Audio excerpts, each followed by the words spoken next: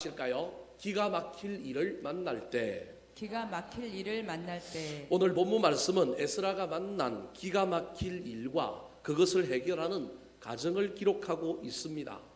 오늘 본문 1절이 어떻게 시작하고 있느냐 하면 이 일 후에 그렇게 시작합니다. 그럼 이 일이 뭘까요?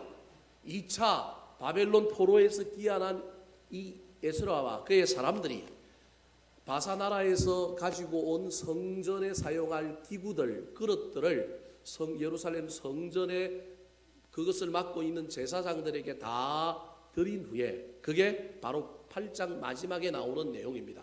도착해서 그들이 가지고 온 것을 성전에 봉헌하고 하나님께 예배를 드린 후에, 그렇다면 날짜가 언제쯤 될까요?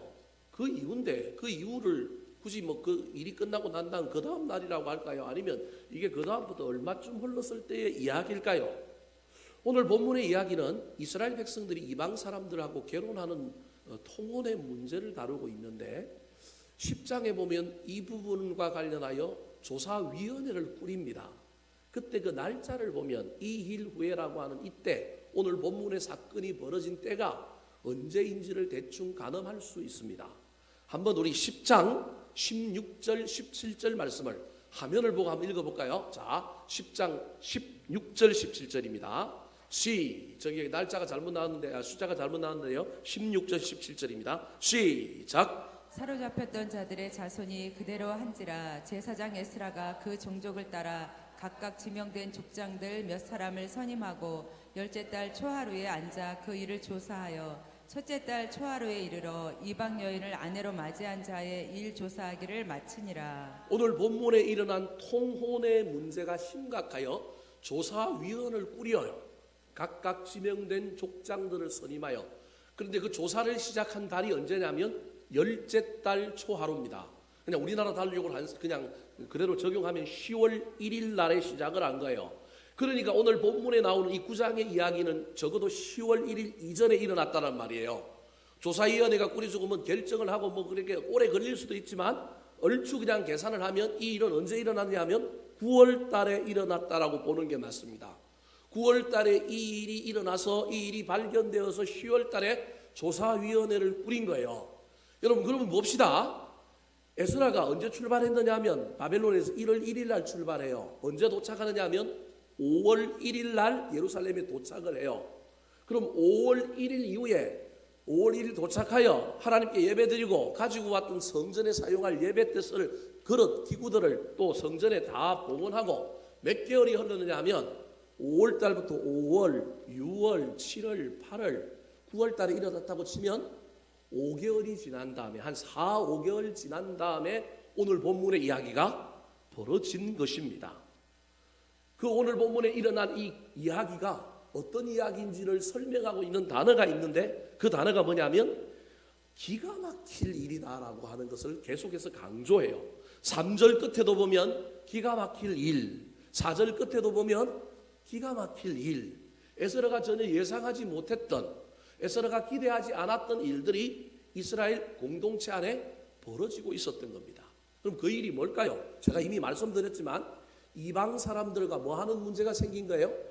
결혼하는 문제가 생긴 거예요. 이건 이스라엘 백성들에게 하나님께서 아주 금하신 이야기고, 또 심지어 원래 이스라엘이 멸망했던 이유 중에 하나가 우상 숭배와 이방 사람들과 통혼하여 섞여서 이게 혼합주의가 찾아오는 것. 그래서 하나님께서는 원래 이스라엘 백성들이 출애굽하여 가나안 땅에 들어갈 때 뭘 하지 말라 그랬냐면 종자에 밭에 씨를 뿌리도 종자도 무슨 종류만 뿌리라고요? 같은 종류만 뿌리라는 거예요. 쑥갓 심고 상추 심고 이러지 말고 뭐만 심으라고요?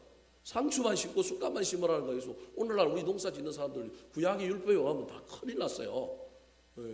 한 종류만 지어라는 거예요. 꽃도 다른 색감, 다른 배가 섞여 있는 걸 입지 말고 한 옷으로 입으라는 거예요. 얼마나 이게 어려운 일입니까?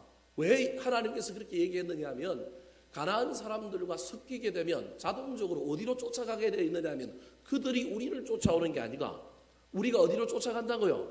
그 사람들에게로 쫓아가기 때문에 가능하면 혼합주의 건절해라. 그래야만이 세속화가 안 된다. 우상숭배하지 말고 혼합주의를 아주 강조해서 금하였단 말이에요. 그런데 이스라엘 백성들이 바벨론의 포로로 잡혀갔던 이유 중에 하나가 이 우상숭배와 혼합주의, 특별히 혼합주의는 이방 사람들과 뭐 하는 거예요? 결혼함으로 말미암아 우상이 들어오고 문화가 들어오고 하나님도 도리 안 섬기게 되는 거예요. 그 혼합주의의 대표가 누구냐면 솔로몬이란 말이에요. 그래서 솔로몬 때문에 나라가 어떻게 돼요? 둘로 나누어졌단 말이에요. 외국의 왕비들을, 공주들을 아내로 맞아들이다 보니까 아내만 들어온 게 아니라 뭐도 따라오냐면 시녀들도 따라오죠. 시녀들만 따라오는 것이 아니라 그 사람들이 따라오니까 우리 뭐 해야 된다 그래요? 우리끼리 뭐 해야 된다고요? 예배해야 된다고 그러는 거예요. 그래서 뭐가 들어오는 거예요? 자기들 우상이 들어오는 거예요. 우리나라 외국인 근로자들 들어오면서 이슬람 지역에 있는 사람들이 들어오니까 이슬람 지역의 사람들이 자기들만 오는 게 아니라 가족도 오고 뭐 누구도 오고 그러다 보니까 자기들끼리 모여서 또 뭐 하는 거예요? 예배 드리는 예배 처소가 있는 거예요. 저 한남동 이태원에 가면 이슬람 예배 처소 모스크가 큰 게 있어요. 근데 그거 말고도 이제 각 지역에 이슬람 사람들이 많이 모여 있는 곳에 이제 이런 예배당들이 생기는 거예요. 그래서 자꾸 문화와 이런 것들이 들어오게 되는 거예요. 그 일, 이 통원할 일, 기대도 안 했는데 이것 때문에 멸망해서 그 포로 생활을 70년 하고 돌아올 때도 하나님께서 1차 포로 기한할 때 스룹바벨에게 절대 뭐 하지 말라고요? 이방 사람들과 뭐 하지 말라 그랬어요? 결혼하지 말라 그랬어요. 이미 우리가 앞에서 공부했단 말이에요. 그러니까 에스라는 2차 왔잖아요. 그럼 1차에 온 사람들이 역사 속에서 교훈도 얻었을 뿐만 아니라 절대 그거 하면 안 될 줄 알고 오면 거룩한 백성들이 하나님께 예배만 하고 있을 줄 알았는데 놀라운 일이 오늘 본문에는 그걸 에스라가 뭐라고 표현하고 있느냐면 기가 막힐 일이 벌어진 겁니다. 자, 1절 말씀 같이 한번 읽어볼까요? 1절 시작.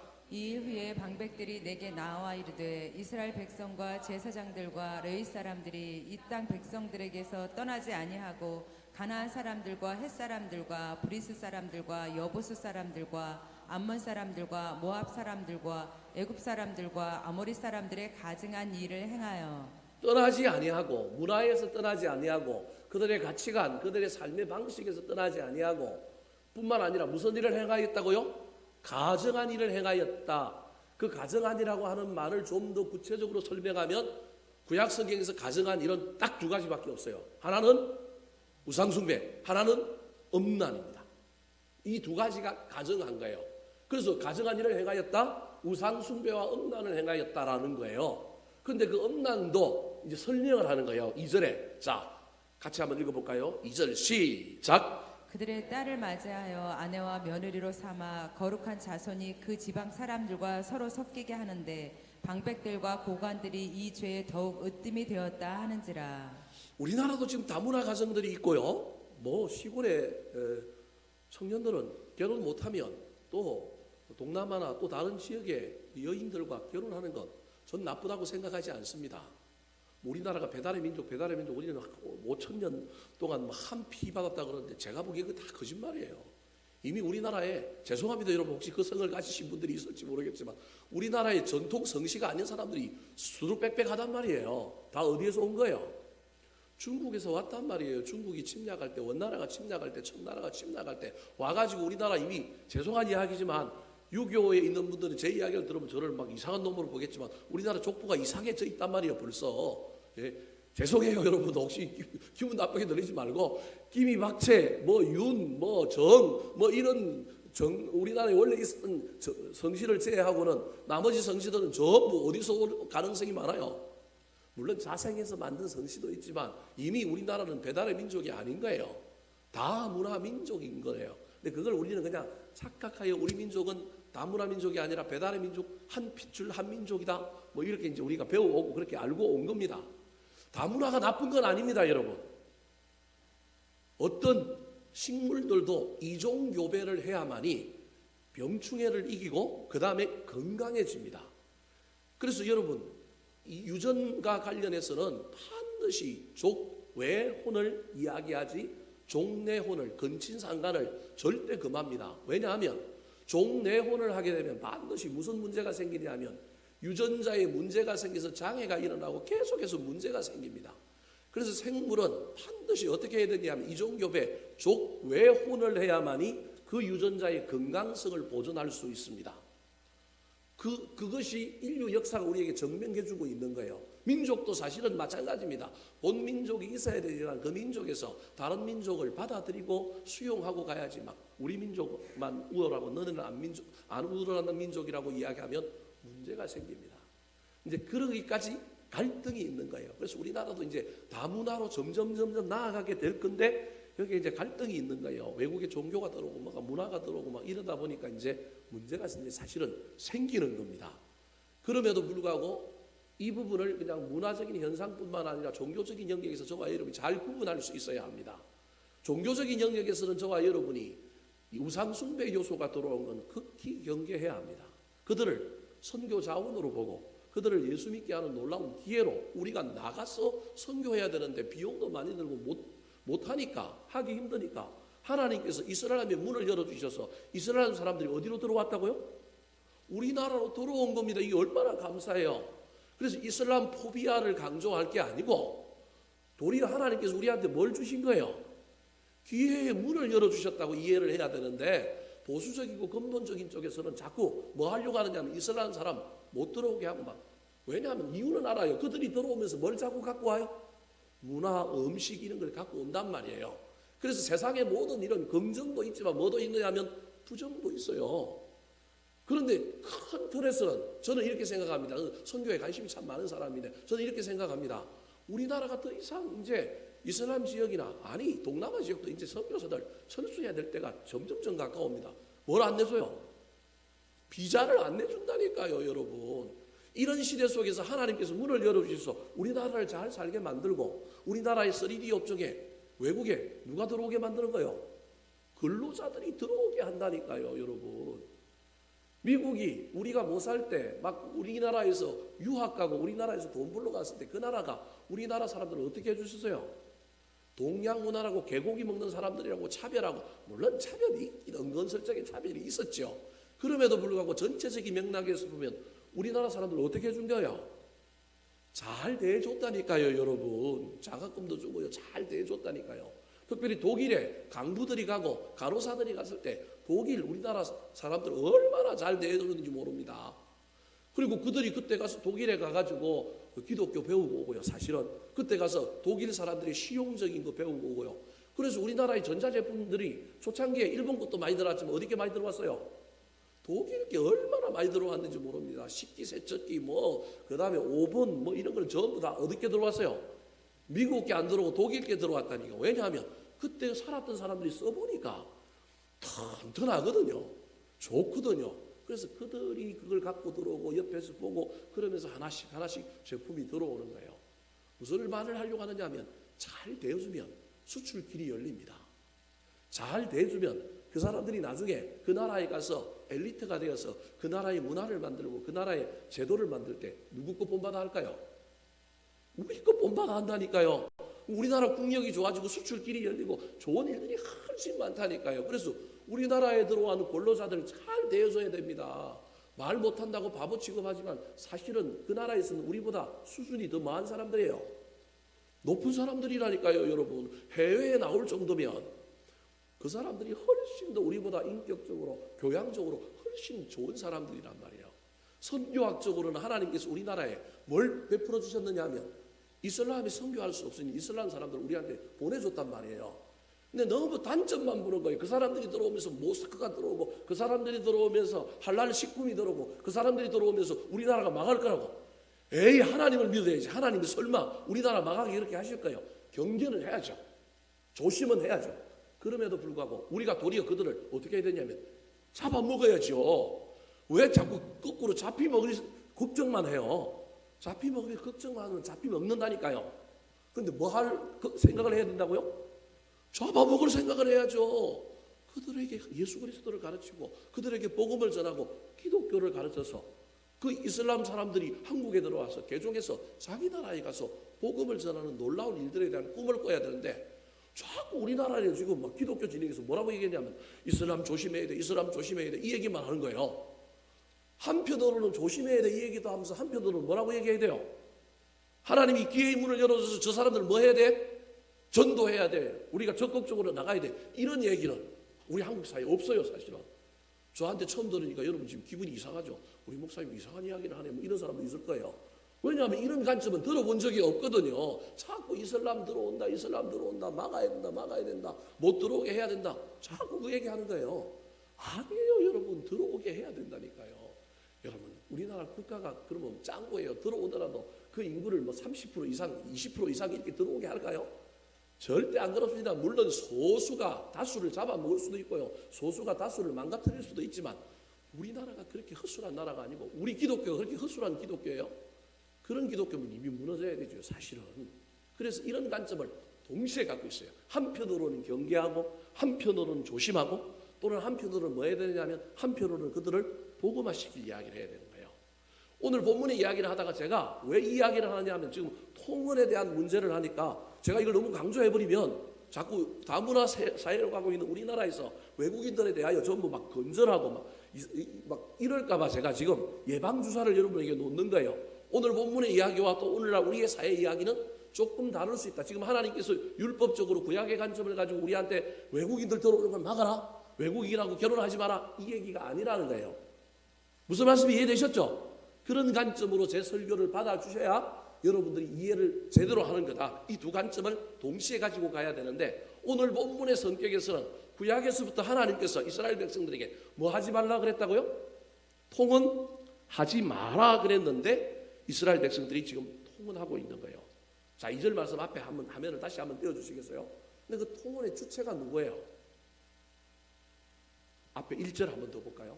1절에 보십시오. 이스라엘 백성과 제사장들과 레위 사람들이 이 땅 백성들에게서 뭐하지 아니하고 떠나지 아니하고, 저기는 결혼의 문제는 아니고요, 가치관의 문제, 종교의 문제에 대한 이야기를 해요. 그러니까 제사장과 레위 사람들이 결혼 이런 문제까지는 아니지만 일단은 신앙의 양심을 잃어버리고 이방의 문화를 받아들였다. 이게 1절이에요. 근데 2절에 가면, 자, 2절에 보면 이제 본격적으로 통혼의 문제가 나오는데 그들의 딸을 맞이하여 아내와 뭘 삼았다고요? 며느리를 삼았다라는 거예요. 여러분, 저걸 이제 저렇게 한국말로 번역해놓으니까 이게 정상적인 결혼이라고 하는 의미로 받아들이는데 저게 정상적인 결혼의 의미가 아니라 우리나라 옛날에 조선시대 구한말로 가면 양반들이 본 부인이 있는데 뭐 했어요? 축첩을 했단 말이에요. 첩을 두었단 말이에요. 저게 전화리애란 말이에요. 정상적인 결혼관계에서 내가 미혼인데 이방 여인을 아내로 맞이했다는 거 아니고 내가 결혼을 해갖고 지금 유대인과 정상적으로 가정을 꾸리고 있는데도 불구하고 또 뭐예요? 이방 여인들의 딸을 맞이하여 아내와 며느리로 삼았다라는 거예요. 정상적인 결혼이 아닙니다. 그래서 거룩한 자손이 그 지방 사람들과 어떻게 해요? 섞이게 산 거예요. 그런데 그 일에 앞장섰던 사람들이 누구라고요? 방백들과 고관들이 이제에 더욱 어뜸이라는 거예요. 쉽게 이야기하면 뭐 있는 사람들? 돈 있는 사람들. 돈이 있으니까 그 돈을 갖고 하나님 섬기는 데 쓰지 않고 거룩한 데 쓰지 않고 엉뚱한 일을 하고 있더라. 그 이야기를 누군가가 에스라에게 와갖고 이야기했는데 에스라가 그 얘기 듣고 나니까 뭐가 막혔다고요? 기가 막혔다. 얼마나 기가 막혔는지, 그 기가 막힌 정도가 얼마나 심했는지를 한번 볼까요? 4절 말씀 같이 한번 읽어볼까요? 시작. 이에 이스라엘의 하나님의 말씀으로 말미암아 떠는 자가 사로잡혔던 이 사람들의 죄 때문에 다 내게로 모여오더라. 내가 저녁 제사 드릴 때까지 기가 막혀 앉았더니. 자, 저녁 제사 드릴 때는 우리나라 시간으로 치면 오후 3시쯤 됩니다. 3시쯤에 이스라엘 백성들이 하루에 3번 제사를 드리는데 그 중에 한 번이 이 오후 3시쯤이에요. 이때까지 기가 막혀갖고 사실은 아무것도 못하고 뭐하고 있는 거예요? 앉아있는 거예요. 앉아있는 거예요. 기가 막혀갖고 그냥 가만히 앉아있는 거예요. 낙심한 거예요. 절망한 거예요. 머리를 한 띄어 맞는 거예요. 에스라가 들어올 때는 이스라엘 백성들 율법 가르치고 자기 열심히 공부하고 막 기대감을 갖고 왔단 말이에요. 1차 포로기간과 2차 포로기간의 간격이 얼마냐면 적어도 70년 정도 됩니다.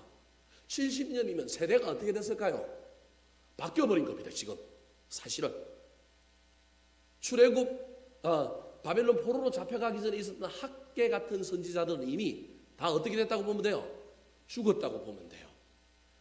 1차의 지도자였던 서룹바벨과 예수와의 이야기가 없어요. 죽었는지 살았는지는 알 수 없지만 지도자들의 공백이 있는 거예요. 세대가 바뀌어버린 거예요. 한국 교회가 지금 이 위기에 있는 거예요. 이 세대의 공백 기간이 오니까 사람들이 전부 엉뚱한 짓 하고 있는 거예요. 에스라는 기대하고 왔단 말이에요. 자기는 1차에 오지 않고 2차에 왔잖아요. 사실은 1차에 온 사람들이 훨씬 더 뜨거운 열정, 믿음이 좋은 사람들일 거라고. 그들이 성전도 건축했고 여기에서 하나님 나라를 이루면서 하나님께 예배하는 아름다운 공동체를 이룰 거라는 놀라운 기대를 가지고 딱 왔는데 와서 하나님 앞에 예배하고 성전에서 예배 기구들 다 그 성전에 봉헌하고 난 다음에 한 서너 달 딱 있는데 갑자기 문화도 이상하고 뭔가 이상해 보이는데 어떤 사람들이 찾아와서 자기한테 이야기해 주는데 그 사람들이 그걸 보고 있다가 해결이 안 되니까 그 당시 지도자로 온 누구한테 해결해 달라고 이야기하는 거예요. 에스라한테 이야기를 딱 하는 거예요. 그 이야기를 듣는 순간에 에스라가 하얘진 거예요. 사실은 너무 절망이 찾아온 거예요. 생각도 못했던 일이 지금 눈앞에 펼쳐지는 거예요.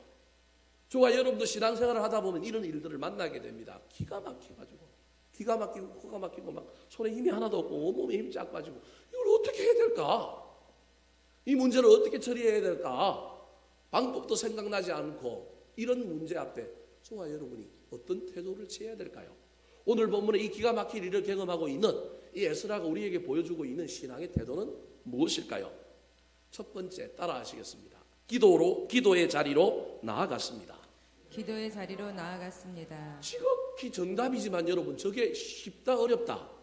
어렵다라는 거예요.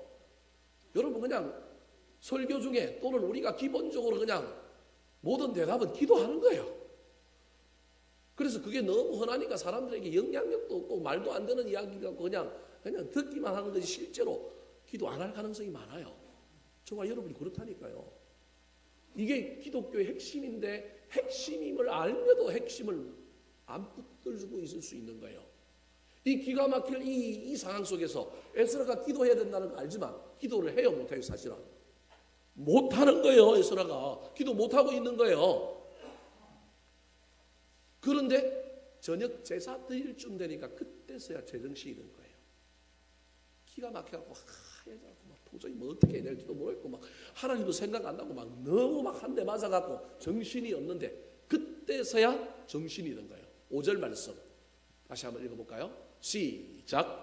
저녁 제사를 드릴 때에 내가 근심 중에 일어나서 속옷과 겉옷을 찢은 채 무릎을 꿇고 나의 하나님 여호와를 향하여 손을 들고 3절, 4절, 5절은 반복이에요. 계속해서 같은 이야기를 하는데 두 번 그랬다는 게 아니고 앞에 했던 이야기를 5절에서 뭐 하고 있냐면 요약하고 있는 거예요. 다시 이야기하고 있는 거예요.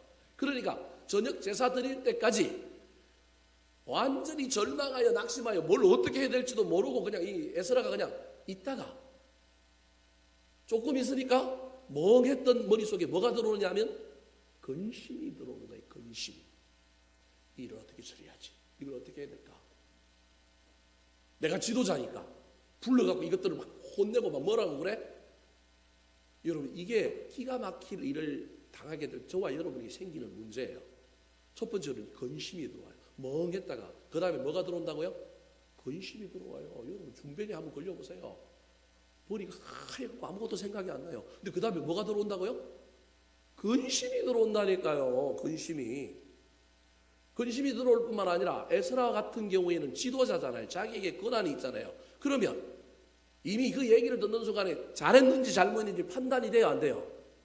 판단이 되죠. 그럼 불러갖고 뭐 하면 돼요? 혼내고 뭐 하면 돼요? 징계를 주면 되죠. 지도자는 그럴 만한 위치에 있고 그럴 만한 능력과 권한이 있습니다. 근데 오늘 본문에 보니까요. 이 지도자였던 이 에스라가 낙심을 넘어서고 근심을 넘었을 뿐만 아니라 자기가 가지고 있는 권한을 내려놓고 제일 먼저 누구한테 달려가요? 하나님께 달려가요. 이 시간이 걸리긴 하지만 이게 에스라가 우리에게 보여주는 거예요. 저와 여러분 좀 시간이 걸려도 좀 헤매기도 하고 방황을 하더라도 반드시 인생의 문제의 첫 번째 언론자는 누구여야 한다고요? 하나님이어야 합니다. 하나님. 그 하나님께 나아가서 무릎을 꿇고 나의 하나님 여호와에 향하여 뭘 들고? 손을 들고 하나님께 기도하는 거예요. 일이 기도보다 앞서면 안 됩니다. 기도가 먼저여야 합니다. 하나님 이런 일이 벌어졌습니다. 사업에 이런 어려움이 있습니다. 질병의 문제가 내 앞에 가로막았습니다. 하나님 어떻게 해야 될까요? 지도자의 건의로 범죄한 자들을 징계할 수 있는 인간적인 수단을 쓸 수 있음에도 불구하고 그거 하지 않고 근심이 찾아오는 그 근심을 붙들고 씨름하느라고 인생을 낭비하지 않고 기가 막힐 신앙 속에서도 상황 속에서도 낙심하지 않고 하나님께 나아가서 기도하는 것이 참 신앙인의 모습이라는 거예요. 그렇게 기도하는 사람에게 누굴 붙여주시느냐 하면 사람을 붙여주십니다. 4절 말씀 다시 한번 읽어볼까요? 4절 시작. 이에 이스라엘의 하나님의 말씀으로 말미암아 떠는 자가 사로잡혔던 이 사람들의 죄 때문에 다 내게로 모여오더라. 내가 저녁 제사 드릴 때까지 기가 막혀 앉았더니. 여러분 100% 고난은 없습니다. 여러분 기억하십시오. 우리가 아무리 기가 막힐 일을 당하고 아무리 어려운 일을 당해도 100% 고난은 없습니다. 하나님 거기에 숨겨놓은 보석들이 있습니다. 감사할 일이 있고요. 위로하는 사람이 있고요. 힘을 보태는 사람이 있습니다. 어떤 고난이라도 그렇습니다. 우리가 그걸 볼 수 있느냐 없느냐의 문제의 차이일 뿐입니다. 에스라가 기가 막힐 일을 당했는데요. 보니까 에스라와 똑같은 마음을 품고 있는 사람들이 있는 거예요. 하나님의 말씀으로 말미암아 뭐하는 자? 떠는 자. 다르게 얘기하면 하나님의 말씀을 경외하는 자. 하나님의 말씀을 붙들고 있는 사람. 하나님의 말씀을 붙들고 씨름하는 사람. 통혼하지 마라. 이방인 사람들과 결혼하지 마라. 그 문제를 갖고 붙들고 씨름하는 사람들이 누구에게 나와요? 에스라에게로 나오는 거예요. 기도하는 사람에게 뭘 붙여주신다고요? 기도하는 사람을 붙여주시는 겁니다. 여러분 기가 막힐 일을 당할 때 하나님께 나아가십시오. 그 하나님께 물으시고 그 하나님과 의논하시기 바랍니다. 그때 나 혼자가 아니고 하나님께서 사람을 붙여주실 것입니다. 그래서 그 사람들과 더불어 함께 다시 일어나면 된다는 것을 기억하여 기가 막힐 일을 당할 때 반드시 기도의 자리를 잊어버리지 않는 저와 여러분 되시길 예수님의 이름으로 축원합니다. 두 번째, 기가 막힐 일을 만날 때 에스라가 우리에게 보여준 신앙의 태도는 무엇일까요? 따라하시겠습니다. 내 죄로 여기고 회개했습니다. 내 죄로 여기고 회개했습니다. 자, 기도의 자리로 나아갔다는 건 기도하러 갔다라는 겁니다. 근데 기도도 여러 가지 기도가 있을 수 있어요. 하나님 저 인간들 버려주십시오. 하나님 저 인간들 바꾸어 주십시오. 문제는 그들이 이렇게 했으니까 문제의 해결이면 기도하더라도 하나님 앞에 나아가서 그 인간들에 대해서 기도할 수밖에 없잖아요. 우리 인간이. 그런데 오늘 본문에서 보여주고 있는 에스라의 태도는 그들의 죄를 누구의 죄로 받아들여요? 내 죄로 받아들여요. 그걸 신앙의 동일시라고 합니다. 여러분 이게 있어야 됩니다. 지도자이기 때문에 분명히 기도하는 가운데 하나님 우리 공동체를 거룩하게 해주십시오. 깨끗하게 해주십시오. 저들이 바뀌게 해주십시오. 저들이 변하게 해주십시오. 이렇게 기도할 수 있다니까요. 저도 옛날에 그렇게 기도했고요. 근데 하나님이 가르쳐 준 게 에스라를 통해 우리에게 보여준 게 그 기도하기 전에 먼저 해야 될 기도가 있다라는 거예요. 그들이 범한 죄가 누구 죄라고요? 내 죄라는 거예요. 여러분 이럴 때 놀라운 일이 일어난다는 거예요. 근데 우리는 이걸 머리로는 알지만 실제 상황에 들어가면 절대 이렇게 기도하지 못하는 거예요. 기도의 자리에 나아가도 저와 여러분이 기도할 때 어떻게 기도하냐면 저 사람들 변하게 해주십시오. 저들을 징계해 주십시오. 저들이 바뀌게 해 주십시오라고 기도하는 거예요. 근데 하나님이 원하시는 건 그게 아니라 그들을 위하여 누가 회개하기를 원하느냐 하면 내가 죄를 짓지 않았음에도 불구하고 그들과 동일시하는 가운데 내 아픔으로 내 죄로 여기고 하나님 앞에 내가 뭘 구하는 거예요? 용서를 구하는 거예요. 내가 뭐 하는 거예요? 회개하는 겁니다. 6절 말씀 같이 한번 읽어볼까요? 시작. 말하기를 나의 하나님이여 내가 부끄럽고 낯이 뜨거워서 감히 나의 하나님을 향하여 얼굴을 들지 못하오니 이는 우리 죄악이 많아 정수리에 넘치고 우리 허물이 커서 하늘에 미침이니이다. 부끄러움을 하는 신앙인이 진짜 신앙인입니다. 여러분 부끄러움을 한다는 것이 절대 나쁜 것이 아닙니다. 부끄러움을 아는 자에게 하나님의 은혜가 임합니다. 고관들이 관리들이 제사장들이 레위인들이 통혼한 사실을 탁 보면서 부끄러운 거예요. 누가 부끄러우냐면 내가 부끄러운 거예요. 여러분 우리나라의 정치인들 보고 저것들 변해야 된다. 저도 옛날에 그랬습니다. 근데 저들 보면서요. 여러분 저거 정치인들만의 문제일까요? 아닙니다. 우리 사회 전체의 사실은 문제예요. 전체의 문제라니까요. 여러분. 목사들이 막 간혹 피디수첩에 나오고 어디에 나와요. 그죠? 그럼 나는 아니라고 생각하고 나도 뭐 그 사람들 나가요 정죄할 수 있지만 사실은 누구 문제야? 내 문제예요. 여러분 근데 그게 목사들만의 문제일까요? 목사들이 타락했는데 성도들은 타락 안 했을까요? 잘 생각했어야 돼요. 여러분 지금 우리 속에 이게 남아있어 갖고 나는 안 그래 나는 아니야 나는 거룩해라고 하는 우리 마음에 있다니까요. 근데 지금 설사 아닐지라도 하나님 우리에게 요구하는 것은 내 백성이 겸비하여 기도하면 이 땅을 고쳐주시는데 그때 기도하는 건 주여 이 땅을 고쳐주십시오 이런 기도 때문에 고쳐주는 게 아니고 주여 저들의 죄가 누구 죄입니다? 내 죄입니다. 예수님께서 십자가에 아버지여 저들의 죄를 뭐하여 주옵소서? 사하여 주옵소서. 여러분 오늘날 이 기도가 있어야 되는데 한국 교회 이 기도는 사라진 거예요. 우리의 기도는요 자꾸 뭘 바꾸려고 하는 기도를. 근데 하나님의 기도는 남을 상황을 환경을 바꾸려고 하는 기도가 아니라 누굴 바꾸려고 하는 기도라고요? 나를 바꾸는 기도. 남의 죄인데도 불구하고 지금 에스라는 뭐라고 얘기하냐면 내 죄라는 거예요. 그래서 나의 하나님 내가 부끄러워 낯이 뜨거워서 감히 나의 하나님을 향하여 얼굴을 못 들겠습니다. 왜 얼굴을 못 들어요? 에스라는 죄를 범하지 않았는데 얼굴 못 들 인간들이 누구예요? 통혼하고 결혼한 저기 있는 인간들이잖아요. 근데 그 사람들 때문에 못 드는 거예요. 그럼 때로는 여러분 다른 목사들이 무슨 문제를 일으킬 때요. 저도 얼굴 못 들 때가 많아요. 얼마나 부끄러운지 몰라요. 이게 동일시하면 부끄러운 거예요. 정치인들의 문제를 바라볼 때요. 여러분 동일시하면 저들의 문제가 사실 누구 문제냐면 우리 문제예요. 지극히 평가하고 싸우잖아요. 사실은 문제인 거예요. 그러면서 뭐라고 얘기하고 있냐면 이는 우리의 죄악이 많아. 그들의 죄악이 아니라 누구의 죄악이라고요? 우리의 죄악이에요. 에스라가 지금 어떻게 생각하고 있느냐 하면 하나님 내가 지금 왔으니 내가 안 그랬지만 나도 70년 전에 왔으면 나도 저기에 뭐 할 가능성이 있다고요? 들어갈 가능성이 있습니다. 내가 정치인이 아니라서 바깥에서 보니까 정치인들 저 인간들 나쁜 인간이라고 하지만 내가 국회의원이 되면 좀 잘 생각하셔야 됩니다. 내가 국회의원이 되면 나 안 그럴 것 같지만 요즘 몇몇 국회의원들이 출마 안 한다고 얘기하면서 그 사람들이 하는 이야기가 뭐예요? 청문회 꿈을 갖고 국회의원이 돼서 다른 정치할 거라고 와서 해봤는데 여기 들어오니까 나도 어떻게 되더라? 똑같더라. 구조가 바뀌지 않고 뭐가 바뀌지 않고는 안 되더라.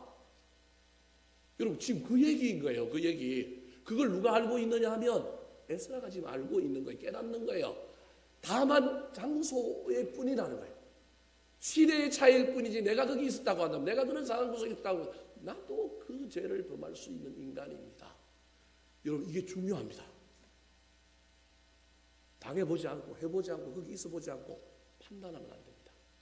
물론 안 그럴 수도 있습니다. 근데 그 마음을 품는 것이 저와 여러분에게 영적인 건강에 아주 좋은 겁니다. 에스라가 그 동일시를 지금 하고 있는 거예요. 내가 60년 전에 70년 전에 왔다면 1세대가 다 죽고 내가 지금 2세대가 되었다고 한다면 나도 저 인간들 무리 속에 들어있을 가능성이 있습니다. 그래서 지금 뭐라고 얘기하고 있는가요? 우리의 죄라고 고백하고 있는 겁니다.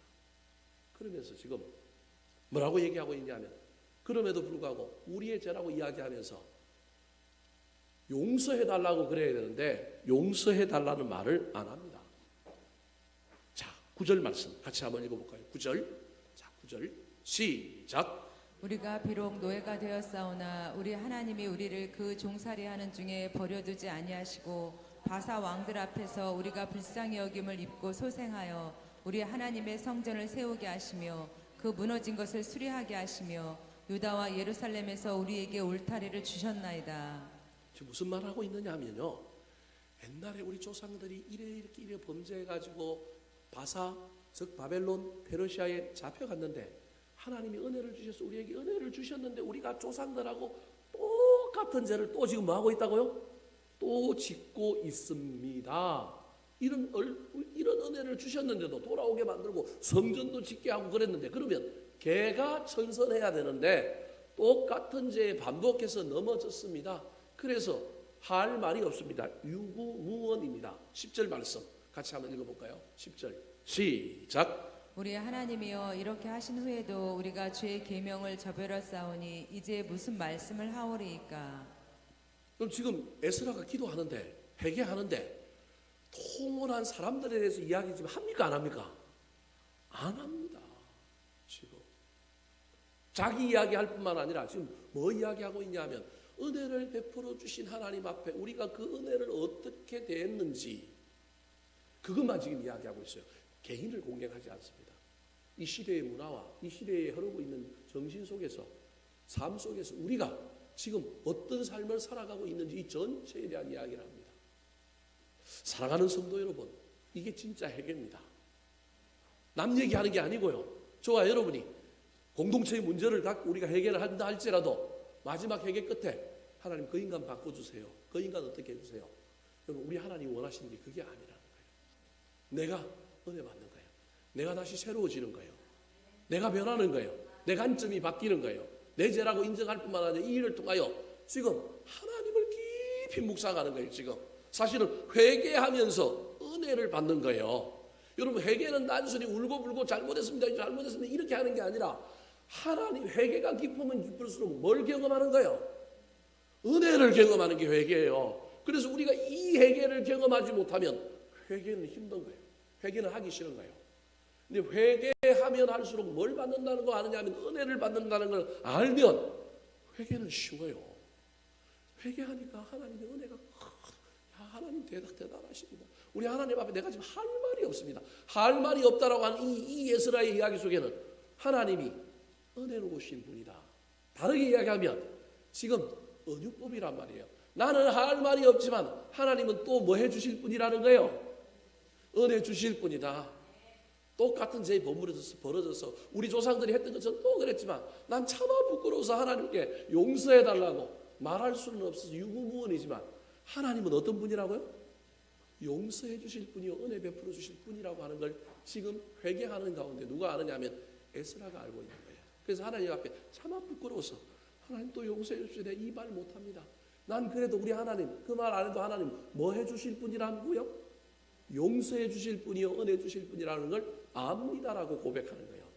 여러분 이런 기도가 더 무서운 거예요. 하나님 앞에 은혜를 안다는 걸 누가 느낄까요?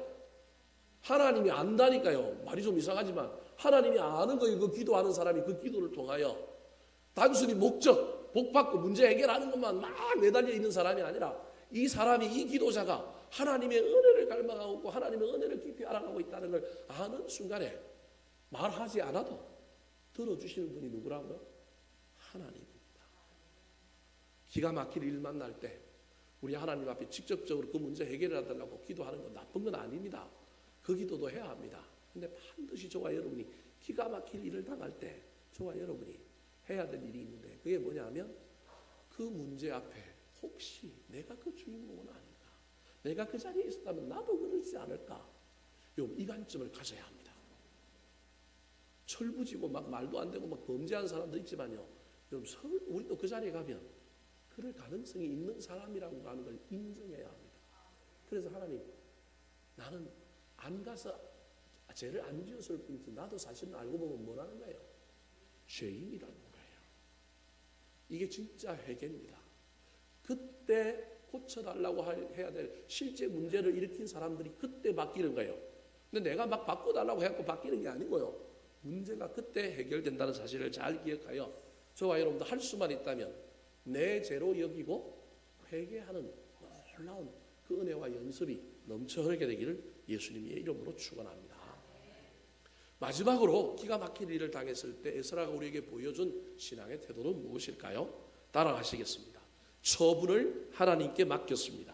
처분을 하나님께 맡겼습니다. 자, 여러분 하나님께 나아갔어요.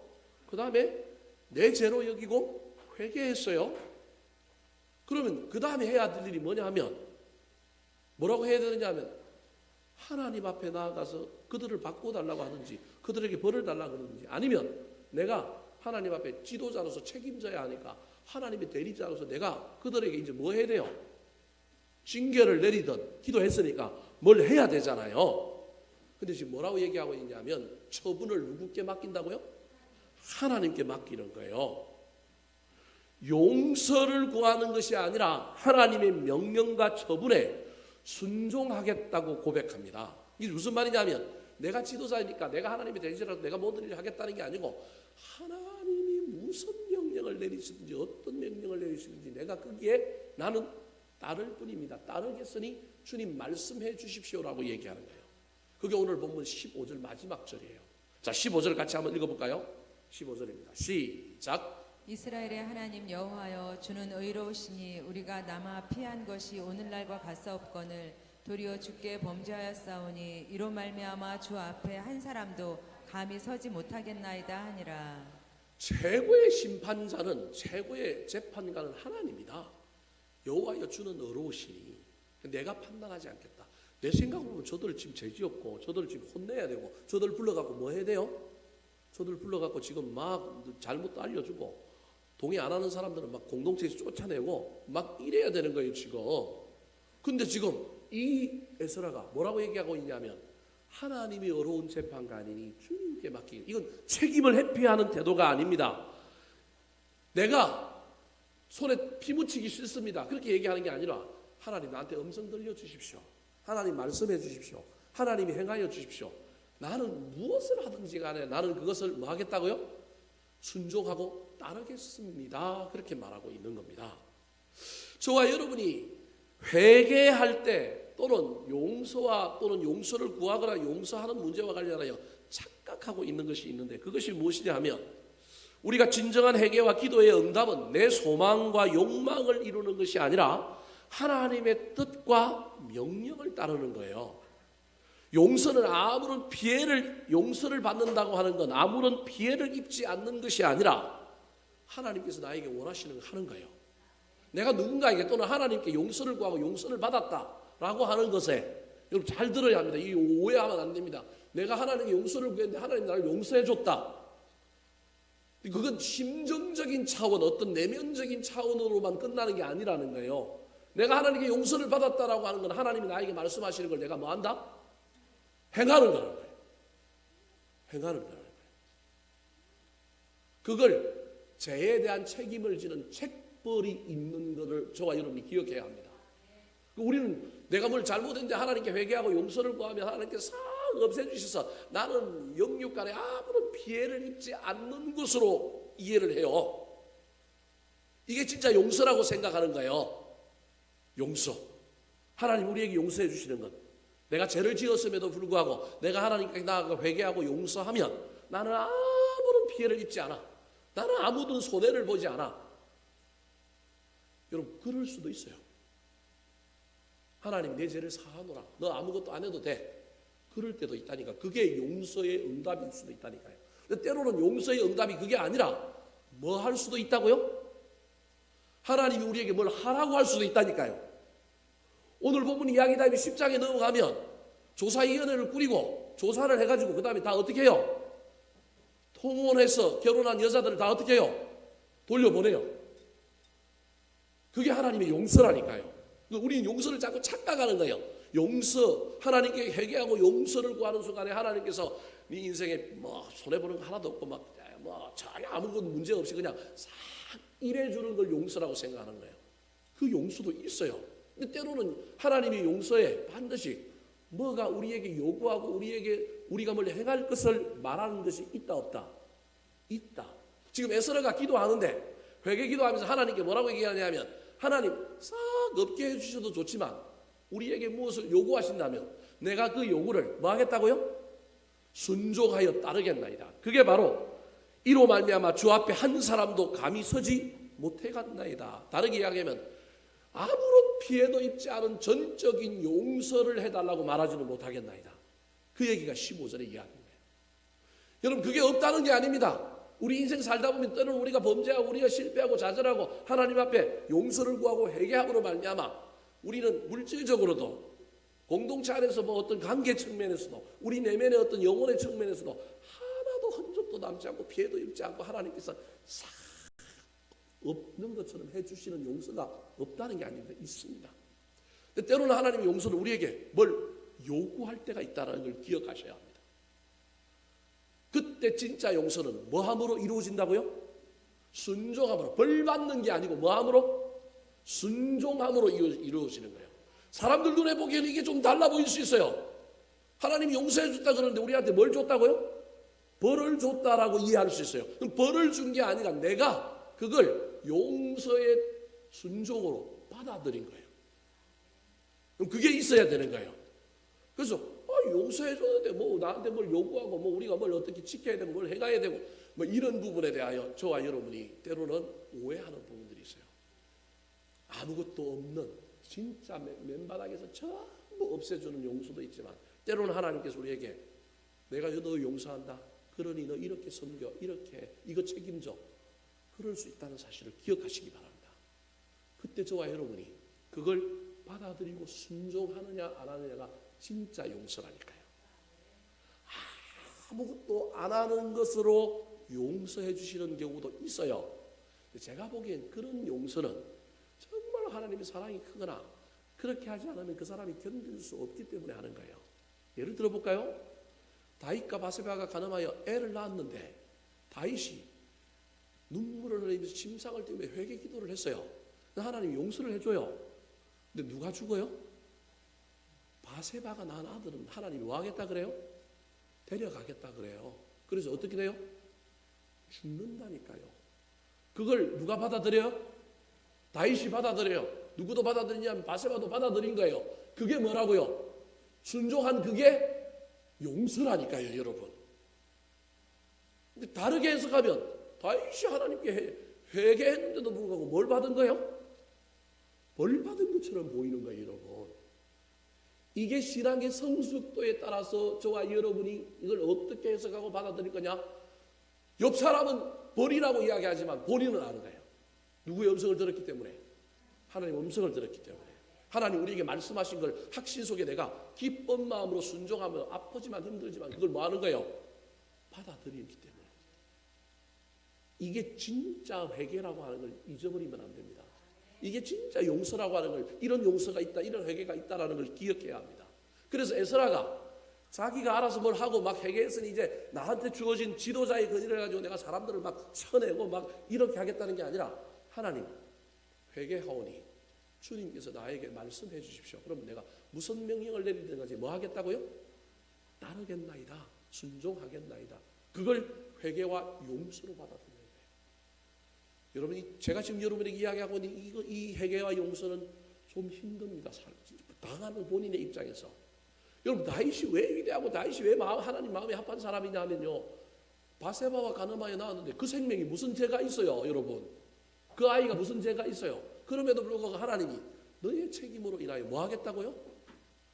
너의 죄로 인하여 너를 용서해 주는 대가로 그 아이를 데리고 가겠다고 하는 거예요.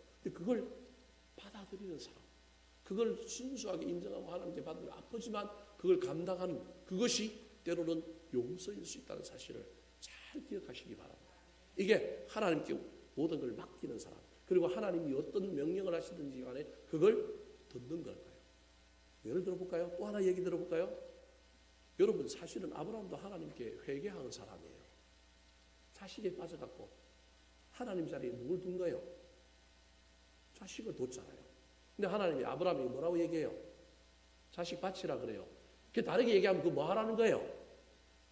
회개하라는 거예요, 여러분. 이게 회개라니까요, 여러분. 아브라함이 그걸 하나님 앞에 자기 잘못을 인정하고 회개의 행위로 바친 거예요, 여러분. 근데 하나님이 뭐라고 얘기해요?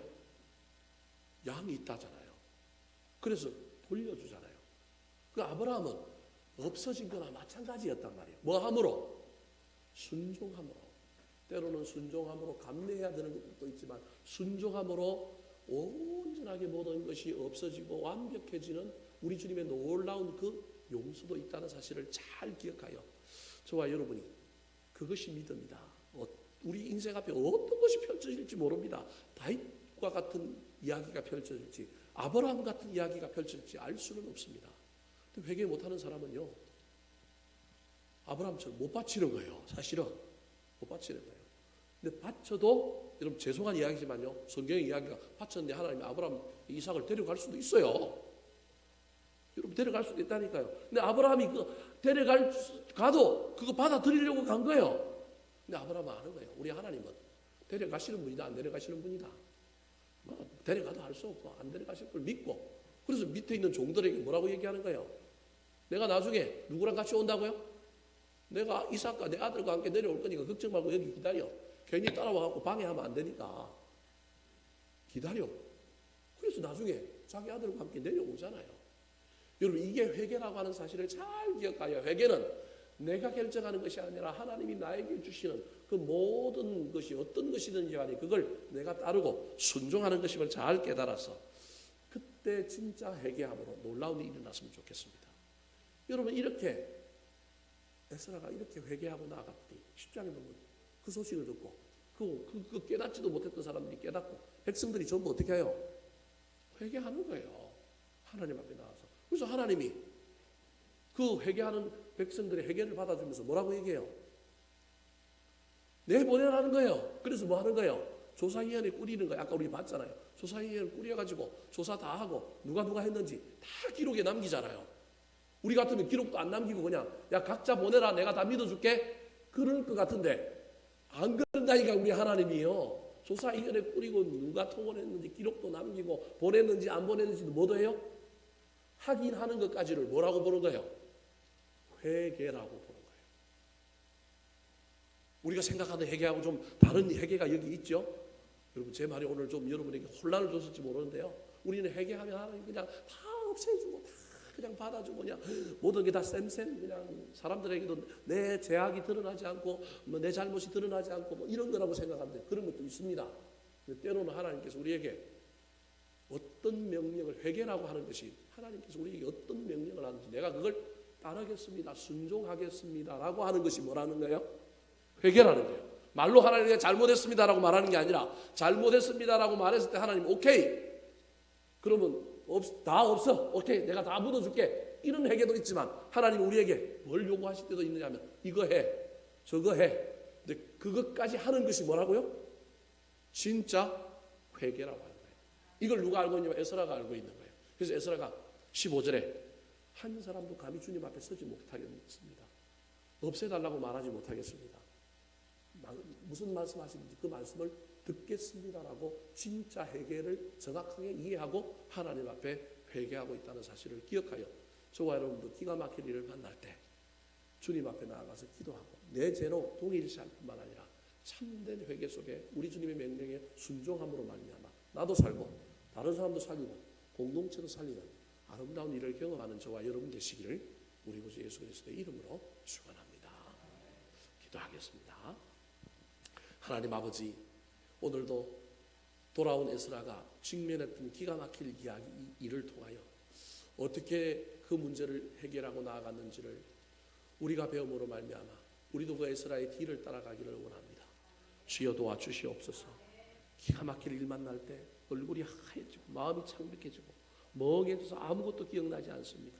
그때 근심을 털어내고 기도의 자리로 나아가는 저희들 되게 도와주시고 비록 내 문제가 아니지만 남의 문제지만 내 죄로 여기고 내가 하나님 앞에 나아가 진짜 회개함으로 주님이 무슨 명령을 내리든 어떤 처분을 내리든 그 처분에 순종하며 달려감으로 진정한 해결을 완성하여 나도 살고 다른 사람도 살고 공동체도 살리는 주인공 될 수 있도록 주여 도와주시옵소서. 우리의 자녀들과 우리의 사업장의 문제를 놓고 기도할 때 그 문제가 우리 자녀들의 죄악이 내 죄악임을 기억하게 하여 주시고 내가 주님 앞에 나아가 회개할 때 주님이 나에게 무엇을 요구하시는지 순종함으로 말미암아 나도 살고 자녀도 살고 우리 가정도 살리는 놀라운 역사의 주인공들 다 되게 도와주시옵소서. 돌아가는 발걸음도 지켜주시고 3일 동안 우리의 삶의 현장에서 관계의 문제에 부딪힐 때 주여 해결하여 주시고 아픈 자들은 치유하여 주시며 물질의 문제 앞에 어려움이 있는 자들은 문을 열어주시고 자녀들을 위하여 기도하는 자들은 그 기도가 응답되는 놀라운 역사들이 나타나게 도와주시옵소서. 감사드리오며 이제는 우리 구주 예수 그리스도의 은혜와 하나님 우리 아버지의 무한하신 사랑과 성령님의 감동과 마기로 교통 인도하심이 기가 막힐 일을 만날 때도 낙심하거나 절망할 것이 아니라 기도의 자리로 나아가 회개를 진정한 회개를 붙들므로 말미암아 나도 살고 다른 사람도 살리고 공동체도 살리겠습니다. 결단하며 나아가는 주의 백성들 머리머리 위에 이제로부터 영원까지 함께 하옵시기를 간절히 축원하옵나이다. 아멘.